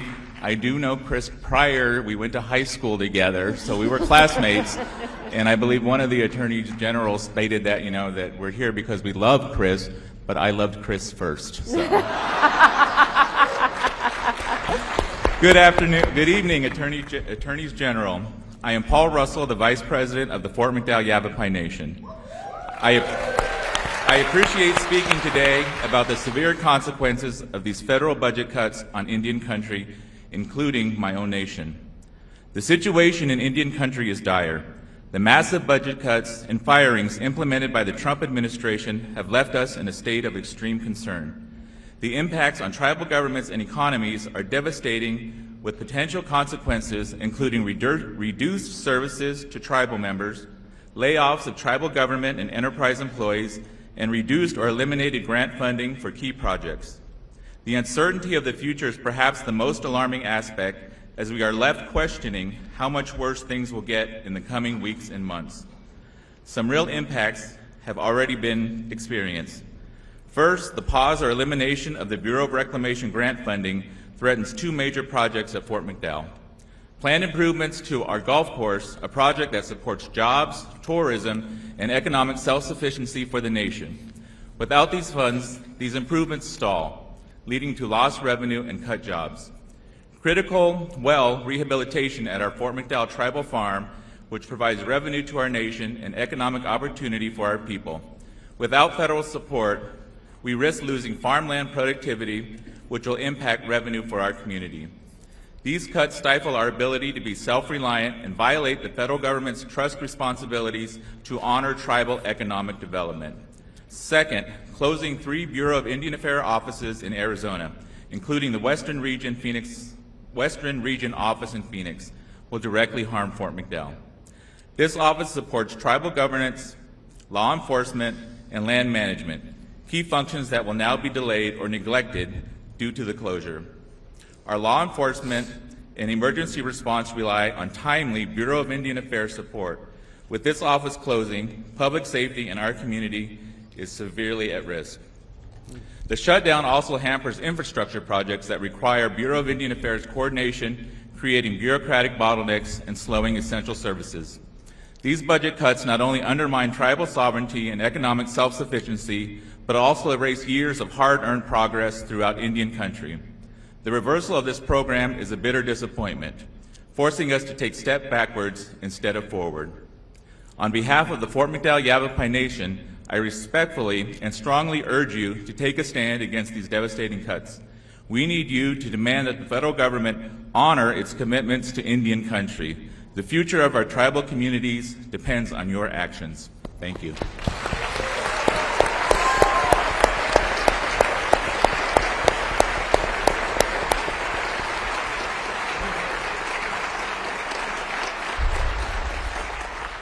Thank you, Mr. Chairman. Next up, we have Paula Morell and Clarissa Vela, and then I think it's Wayne. Yeah, Wayne Varianata. Totally butchered that, I'm sure, but Paula, Clarissa, and I think it's Wayne or Wade. All right. Just try and stick to the 3 minutes and I'll hold the microphone. Good evening. I am a citizen, a veteran of the United States Air Force, and a concerned mother, and thank you. I wanted to also say thank you to the first speaker who was here on behalf of VA employees. The VA saved my life. I received a phone call from my son, who is a federal employee, also a veteran, assigned to Guantanamo Bay, Cuba, regarding one of his friends here in Arizona, a veteran and federal employee fired from CISA, and I'd like to read this. My name is PJ. I'm here in support of our family friend, Kyle, and a federal employee, like him, who have found themselves in similar situations. Kyle is a disabled combat veteran, a federal employee with perfect performance ratings, who had recently accepted a promotion. He transferred from DOD to CISA, and 2 weeks ago, Kyle was wrongfully and unjustifiably fired after 5 years of federal employment by Elon Musk's so-called Department of Government Efficiency, or DOGE. He was fired without cause or forewarning. His supervisor wasn't even notified he had been fired and wasn't aware of this action until Kyle informed him that he had received the email. Kyle has been a faithful public servant who has devoted his life to upholding the Constitution and protecting the safeties and freedoms of Americans. He should not have been on probation, and he should not have been fired. If Trump and Musk can do this to Kyle, who will be next? My son, like Kyle, is a veteran and federal employee with 10 years service. My son recently accepted a promotion that required him to pick up his family, sell his house and vehicle, and relocate to Guantanamo Bay, Cuba. He, too, was placed on probation because of the promotion. Fortunately, his probation ended back in October 2024. But who can guarantee that the firings won't later impact my son and others like him? Currently, my son is receiving daily harassing emails from DOGE demanding that he resign, demanding that he respond with 5 things he did at work this week. And as a mother, I am tormented knowing that my son and his family have sacrificed so much by accepting the assignment on Gitmo, only to be subjected to relentless harassment by the government he serves. This president and his billionaire buddy are destroying careers, disrupting lives, and causing untold stress with American households. We must stand up for these federal employees. We must fight for them to be reinstated to their jobs, and we must ensure that the felon in the White House respects the laws of the land. Thank you.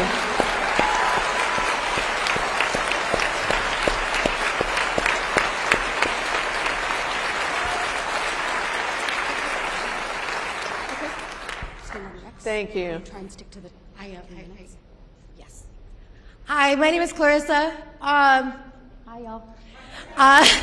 So I might take like 14 more seconds longer than the 3 minutes, but I just wanted to show you something. You put out a call to action to Arizonans, and we listened. So on here, I had this laminated. It cost me a lot of money. This is a 43-foot roll, and it has all of the things that you asked for that your constituents wanted you to know about. So I would roll it out, but they asked me not to, so I'll respect that. But there's a lot. From DOGE to healthcare to everything. I would love to let you keep it, but we love to put it up at all of the protests or rallies, whatever they want to call them. So, but I would love for us to take a picture with it. And for all the people who were there yesterday, can you please wave your hands and let them know? Yes! You put out a call to action and we're responding. Sorry. Okay. My name is Clarissa Vela, and I am a part of Profit First, the Profit First Project. We are a nonprofit organization. We have a lot to say because I got a big mouth. I am an Arizona proud Latina of the Osborne School District. I'm college educated. I'm currently studying for the paralegal professional thing. So if you guys could please put in a good word for me with the bar, that'd be great. I probably don't need the mic, I'm really loud. So I'm just gonna read you this. It says, a lot of us are here because we are angry, and I just want to remind Republican elected officials that we will remember these unhumanitarian political career-ending policies at the midterms and the primaries. Hey, let her cook. A lot of us are here because we're worried for the future for ourselves, our parents, grandparents, and families. We fear for the future and education of our children, especially those like my son with special needs. We worry about our LGBTQIA+ and trans friends as they are being targeted, harassed, and murdered for simply choosing to be themselves. We're here today for a myriad of reasons, not just immigration and dreamers. We are here to remind people that unless you are indigenous, you are an immigrant, no matter how many generations your family has been here. Sorry. We're here today for all of those Americans who rely on the soon-to-be gutted socialist government programs like Medicare, Medicaid, SNAP, TANF, WIC, Social Security, VA benefits, cancer research, reproductive freedom, DDD, IEPs, DEI, the Department of Education, NOAA, the SAVE program, USAID, AID, and women's voting rights, all being currently dismantled by Donald John Trump.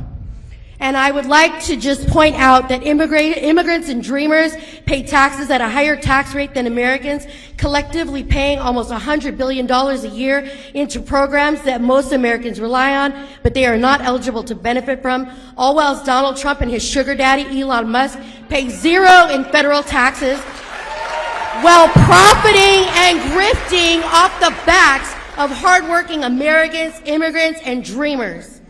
We are here for career civil servants and American soldiers who are being fired en masse for simply holding strong to their oath to the Constitution and the American people. We are here for Capitol Police officers and first responders who have lost confidence in the law and our justice system, who now suffer from PTSD and harassment after being attacked by violent, treasonous insurrectionists on January 6, 2021, now pardoned by the insurrectionist-in-chief, Donald John Trump. We're here for local police who are being forcefully mandated to separate families. Their job is to serve and protect, not discriminate and deport. We are here for 92% of black women who voted for democracy. We are here for black and brown people who are still being targeted as criminals in America. Well, there are literally entire television networks dedicated to white-on-white crime. We are here for black and brown people who are only included in the conversation when people talk about us as laborers, but we are more than just our labor.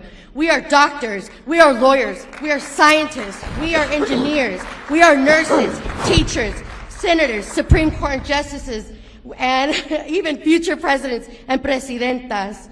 We are more than your crop pickers, your housekeepers, and your baby machines. In closing, I just want to take a minute. Let me turn around right here. So in closing, I just wanted to take a second to speak directly to MAGA. We are all going to suffer from the consequences of these actions. And I personally want to welcome you to peacefully and non-violently protest alongside with us against all of these issues, because this is bigger than one political party. This will affect us all. It took Hitler 53 days to destroy a democracy. So thank you. So as the proud granddaughter of a World War II veteran and the proud daughter of a Vietnam veteran, I will say this: hold the line!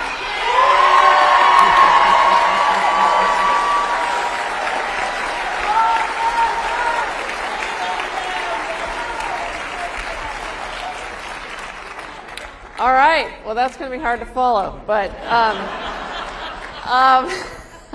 we have, is it Erica Mock, Diane Rodriguez, and then Kyle Ron.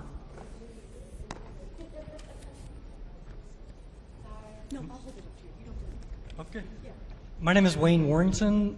Apologies, apparently, for my horrible illegible handwriting on my name. Oh, sorry. I am a sustainability and climate action consultant, and I work with organizations across multiple industries, helping them to identify ways to reduce their resource use and plan for the impacts of climate change. Because my work falls within a targeted area of federal oversight, specifically sustainability and climate action, we are experiencing increased scrutiny on our efforts. This scrutiny creates both personal and professional challenges, as well as uncertainty and aggression towards professionals in my field. From a consultant's perspective, I've worked with organizations across multiple sectors for several years, including cultural organizations that rely heavily on philanthropic support, including quite frequently local, state, and federal funding. These institutions all play a vital role in their communities, but they often lack the financial resources to engage in climate action independently. Federal funds, including matching grants, are critical in enabling them to meet sustainability and climate-related goals. The freezing of federal funds and the ongoing firings at the federal level have created an environment of volatility and uncertainty for these organizations. For many cultural organizations, this means struggling to move forward with planned projects or complete projects that are already underway. This instability is compounded by the turbulent nature of administrative decisions, lawsuits, and shifting priorities, making it difficult to navigate long-term planning. This disruption affects more than just these institutions, though. Cultural organizations, from museums and children's centers to zoos and aquariums, are community hubs that foster engagement and education. With the increased economic instability stemming from these federal actions, attendance and participation are at risk. We have seen from previous disruptions, like the COVID-19 pandemic and the 2008 financial crisis, that people experience a reduction in capacity to engage with these organizations because of the uncertainty in their own financial situations. Today, it is federal policies that are creating that uncertainty. Many of the organizations I work with are located in regions highly impacted by climate disruptions, including flooding from heavy precipitation, storm events, and our own known heat. These cultural institutions are not only adapting to their own climate risk, but are essential in educating and supporting their communities in also navigating these challenges. The current federal climate of uncertainty has already started negatively affecting their ability to fulfill this role. I have experienced directly that the federal firings and funding freezes have threatened the stability and effectiveness of organizations that serve all of the members of our community in a variety of ways.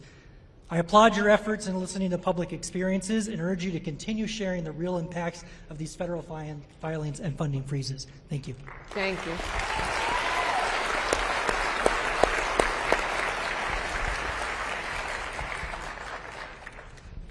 Right on the X. I'll hold the mic and try and stick with the minutes. Buenas tardes, good evening. My name is Erica Mock. I use she, her, ella pronouns, and I'm the Chief External Affairs Officer for Planned Parenthood Advocates of Arizona. I'm here to express our concerns over actions being taken by the federal government against the Medicaid program specifically. This administration, under the advisements of DOGE, is determined to wreak havoc by dismantling the regulatory state. But we are determined to ensure that Arizonans who come to Planned Parenthood health centers can get the care they need when they need it. We're deeply concerned over the dismantling of the nation's Medicaid program, also known as Access, here in our state. If funding for Medicaid is cut, and if the Centers for Medicare and Medicaid Services continue to be targeted, it will be detrimental to our patients and community. Planned Parenthood patients use their Medicaid insurance to access care like cancer screenings, STI testing and treatment, contraceptives, HIV prevention treatment, and much more. According to the Center for American Progress, the proposed cuts would translate to nearly $19 billion in Medicaid cuts here in Arizona over a 9-year period. This means that our Medicaid and CHIP enrollment would be reduced for at least 528,000 Arizonans. Many of these are people who rely on Planned Parenthood for their health care and would have nowhere else to turn. Our 7 health centers across the state primarily serve women, people with low income, Black, Latinx, and Indigenous communities, LGBTQ+ people, and others who are already facing multiple barriers to accessing care. Many of our patients have insurance through Medicaid and other federal and state programs for uninsured and underinsured people. If funding to Medicaid is slashed and if CMS is shuttered, the lives of the most vulnerable will continue to be put at risk.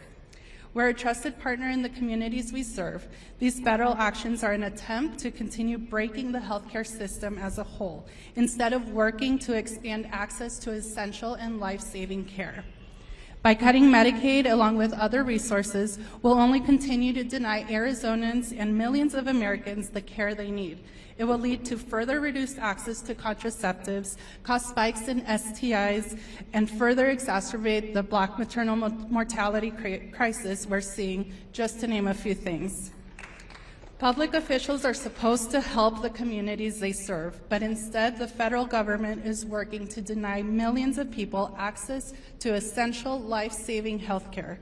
We urge you to continue taking actions to ensure that the American people can have their access to health care protected. Thank you for your time and your continued support. Thank you. Thank you.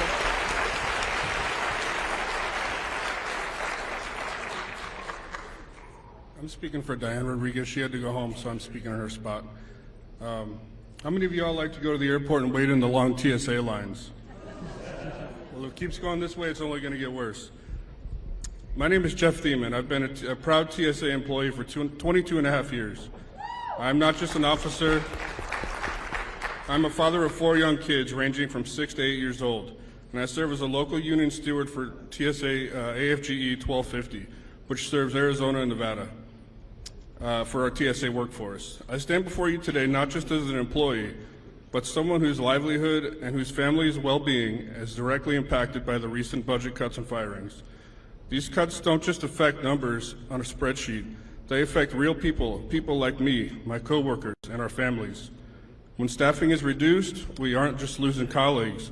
We're losing part of our support system, the men and women we rely on to keep travelers safe every single day.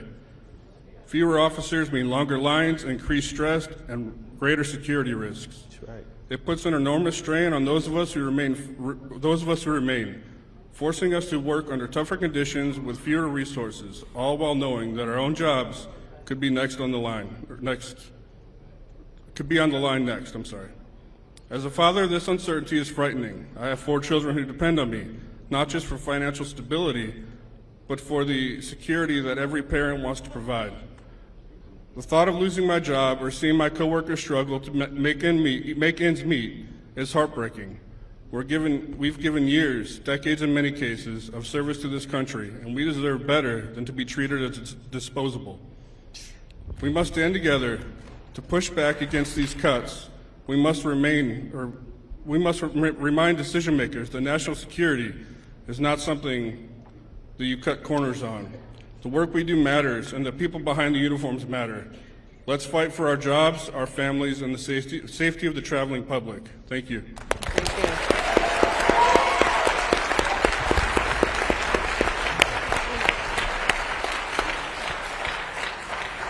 So my name is Kyle Ron.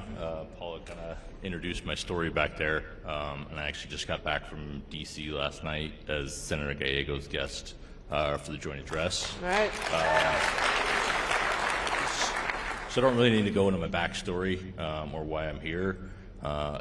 There's something I would like to talk about. Last night I heard it in person of, this is the end of unelected bureaucrats, and I'm pretty sure that DOGE is an unelected bureaucrat. But I think we're kind of missing a lot of things with our cascading impacts. I think we've identified it here tonight. My focus is national security, but I think we're identifying all these cascading impacts through all these different programs, grants, everything like that. I appreciate what you guys are doing. I just hope that we can kind of all come together and figure out a way forward. I think these cuts can be done in an efficient, thoughtful way. It doesn't have to be done with a sledgehammer. I appreciate what you're doing. Thank you, everybody, for being here and supporting everybody as they go through this. For the federal employees that are here, I appreciate your work. You're not alone, so thank you. I didn't have anything prepared. I literally just got in town, so. Is that it? We are running close to the end of time here. Do we have 1 or 2 more people who really passionately want to speak? We actually have 100 more people who still want to speak, believe it or not. Sophia, my colleagues, we have enough time for 1 or 2 more? Sure. Okay. And then we want to... Yeah, we did start a little bit late. Okay. Well, yep. Okay. All right. Yeah, and as you come forward, please talk louder. So because we've got more people, we're going to shorten up the amount of time. And tell us who you are and what grant program or what program you're talking about or where you work. That'd be great. Yeah, 1 minute each. Hi, I'm Michael Pierce. I am a U.S. Army combat medic. Vietnam shows you where my age is. And I've been around. I've seen enough of these budget cuts to know that there's something more serious at work here. And when I hear Department of Government Efficiency, I wonder, where did the U.S. Congress create this department? We have the Office of Management and Budget. We don't have this. It is run by an oligarch who is the richest man in the world. Bernie Sanders tells us that at the president's inauguration, there were 3 of these oligarchs in attendance. Their combined wealth of these 3 people, the combined wealth of just 3 people was greater than the combined wealth of 175 million Americans. That's no democracy to me. That's right. Now you are doing a great job in the courts fighting this. There is a legal concept called quo warrantis. By whose authority? And I'm sure that that is in your pleadings, this issue. Now, for us, we may have to be called to the streets eventually. I'm not looking forward to it, but we might have to. I am pursuing a second career as a history teacher. The joke is, I teach history, there's no future in it. But I do have a wealth of history to give us ideas for now. And I'm referring to Frederick Douglass, who in another time and another crisis of the United States where the Union was in jeopardy, made the following observation. It is called Frederick Douglass's social equation. Power concedes nothing without a demand. It never did, and it never will. Find out just what any people will quietly submit to, and you have found the measure of injustice and wrong which will be imposed on them. And these conditions, they will continue until they are resisted with either words or blows or with both. The limits of tyrants are prescribed by the endurance of those whom they oppress. And we have to send a clear message to Elon Musk and all the other oligarchs. Here in America, the people rule, and we may not have billions, but we are the people. This is going to be the final comment, and then we'll turn it back over to the AGs for their final comments. I'm so sorry. Okay, go ahead. I'm going to try to be very fast. My name is Dana Strickland, she, her. I'm an Army veteran, and I became a trauma therapist to work specifically with current military veterans and their family members. The cuts to the VA, the Veterans Crisis Line, and disruptions to TRICARE are harming our service members, our veterans, and their families. I am one of the few, if not the only provider in the entire West Valley that specializes in working with survivors of military sexual trauma. One of the only, and the West Valley is huge. On average, the survivors I help have gone through 7 providers before they find me. I am in network with TRICARE and have been since 2019. TRICARE has not paid providers for any services on or since January 1st of this year. They are continuing to give us the runaround with billing, and this means that TRICARE beneficiaries for any kind of medical, physical, mental health care cannot get services anywhere. Providers are dropping off left and right, and we cannot afford to keep our practices open. We're being faced with potentially laying off our own employees, and I have nowhere. If I close my practice, I have nowhere to send my clients. No one else can work with them. What are they going to do? So we're probably all familiar with the statistic, the underestimated statistic of the 22 a day. Way too many. 1 is too many. Many veterans they continue their service as federal employees, as law enforcement officers, as first responders, healthcare workers, and teachers. And because of these DOGE firings, the threats of ongoing budget cuts, RFK Jr.'s threats of government wellness farms, No, on top of TRICARE's apparent lack of care and concern about correcting their internal issues, that underestimated 22 a day is only going to go up.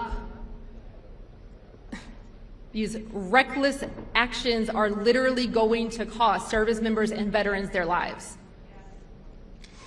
For providers, it's going to impact our ability to continue to offer any kind of services, and our practices will close. Thank you for that information. Thank you. Thank you. And if anyone else had comments they wrote down, you can give them to me before you leave. Sophia, we want to do one more. I see some passion here. We'll do one more, and then we're going to. What I want to say is, look, we want to hear your stories. If you have written testimony, I'll stay back, and some of us will stay back and talk to you personally. If you want to talk to me personally, we want your written testimony. If you haven't brought it with you, please email it to aginfo@azag.gov. It's on the flyer outside. It's on the flyer outside, and then we can take your written testimony. So let's do one more. My name is Joshua Abbott. I worked for the USDA until February 13th. From what I understand, I may be getting my job back. I don't know. But what I will tell you, and the young lady who ran the food pantry and for food insecurity, why they're not getting paid is because there's one woman that works at the USDA downtown who processes those payments, and she's not allowed to do so. I left that office. She was the one lady who kept some of the paperwork in line. I was the person who helped underwrite the loans and all the grants to make sure that people in this state, in rural communities, the very people that voted for these people, I'm the one that goes around and makes sure that they get the money. And I'm the one that goes around and makes sure that the money is being properly spent and make sure that they maintain the property and the government's investment, your tax dollars. I was that guy, and I was the first one let go. Now, I'm a 10-point preferred veteran. Not that I give a crap about that, because everybody goes, you're a veteran, you need to be protected. No. There are plenty of people in these organizations throughout the federal government who are oh God, sorry. They're civil servants that have dedicated their lives to these things. And excuse the parlance, but they're getting shit on right now, and it's crap. Absolute garbage. They turn around and they do this. Now again, I've only been there for 10 months, and I learned on the fly, thanks to plenty of education that the government provided me through GI Bills and all kinds of other things, right? And I got most of my education here in Arizona from Embry-Riddle, ASU Law, and Thunderbird School of Global Management.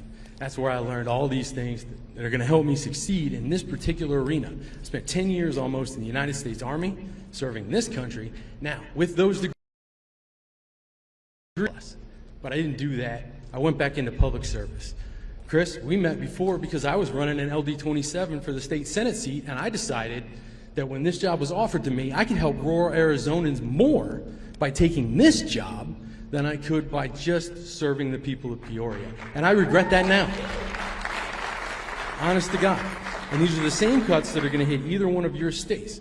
AG in New Mexico, I work with your state engineer because he covers 2 states right now. Because in the last 2 years, we haven't hired a new engineer for your state. He covers all the USDA projects in your state. And I think they just gave him a little bit of relief right before I walked out the door, or was escorted out the door. So this is going to affect every single one of your states, especially in rural areas, which every single one of your states has. I'd like to thank you for your time. Keep fighting, people. Keep fighting. All right. I hate to do this, but we are going to have to wrap up. Would my colleagues like to just say a few? Well, it's getting dark. That's apparently a clear sign. But Keith, do you want to start? All I want to say, friends, it's been a tremendous honor for me to listen to you. Trust that we will be back here, all over Arizona, all over this country. We have another town hall like this coming up in Minnesota in March 20th. We got another one coming up in April 16th. We are listening to the American people, and the information you're supplying to us is indispensable to the fight we're waging in the courts, but we need you to win that fight of the court of public opinion. Thank you all very much.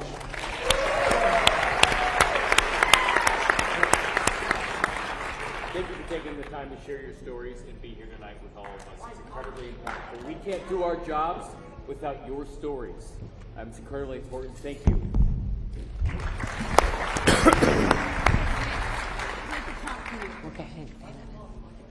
So one thing came through for me tonight, and that's not just that Donald Trump and Elon Musk are violating the Constitution and they're degrading people that have committed themselves to public service.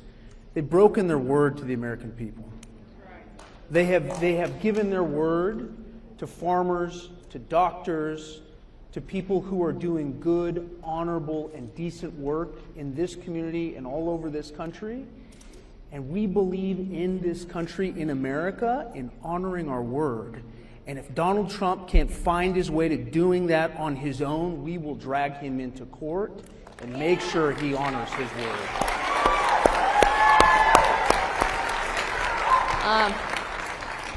Listen, thank you all for staying so long. Thank you for your indispensable information. You saw us taking notes. We have recorded this.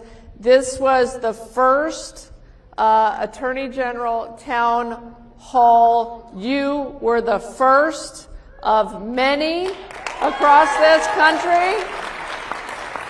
And I want you to know, as we end tonight, I know, we heard so many terrible stories and stories of grief and hardship on Arizona families, and this is happening across this country. But I want you to know something, that these AGs, all 23 of us, are working our hearts out, for you and to protect this country and to make sure that future generations can enjoy what we have enjoyed. And I want to give you a couple of details. We meet, all 23 attorneys general meet every single day together by Zoom. And we are working, our lawyers are working their hearts out day and night, sometimes throughout the night and on the weekends on these lawsuits. We are up to, I think, 7 guys, lawsuits? At least 7 lawsuits. There will probably be one more this week, and there will be more after that, as long as Donald Trump and Elon Musk and DOGE continue to violate the United States Constitution. Thank you so much for being here. We appreciate you. Thank you. Yeah, I guess so. These people want to talk about it. Hi, guys. Please take this, and will you Yes. please contact me? Yes, I'm an absolutely. extreme victim.